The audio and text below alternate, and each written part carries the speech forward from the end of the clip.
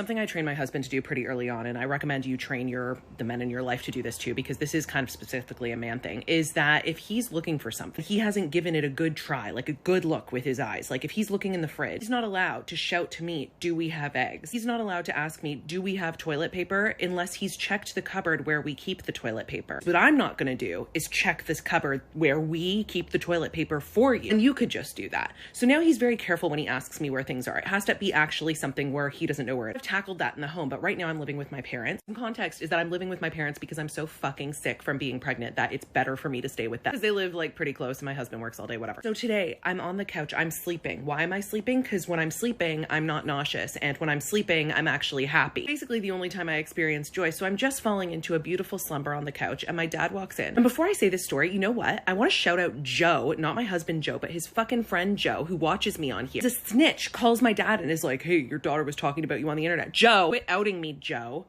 Anyway, then my dad comes in, he's like, Joe called. I heard you said something about me online. I'm like, oh, anyway, whatever. My dad walks into the room and he goes, Sam, where's the dog? I hear him, but I know that the dog is 2 steps away, outdoors. And you know when you're sleeping, you don't want to wake up, so you don't want to like use your senses and like wake up. So I'm like, okay, I'm not answering that. He'll just take 2 steps to the door, look outside and see that the dog is there. He goes, Sammy?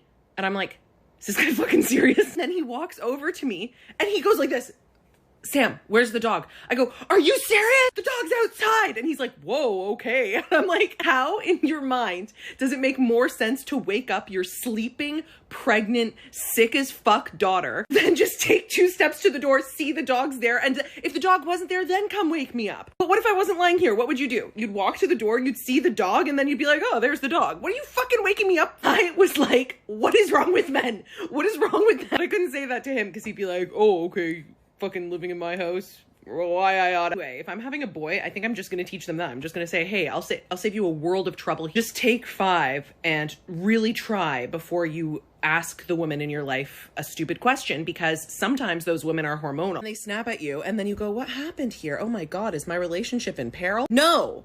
You just didn't fucking look. Now I'm on my period and you're going, do we have any clean towels? Exhaust your resources before you ask me a stupid question. And definitely, oh, my husband just messaged me and Pampers sent us a big box of diapers. Seeing as I'm not a mom yet, thanks Pampers, but I'm still in the fucking business of wanting skincare, so. Anyway, there was a lesson in there somewhere. Joe, stop being a freaking snitch, Joe. Oh.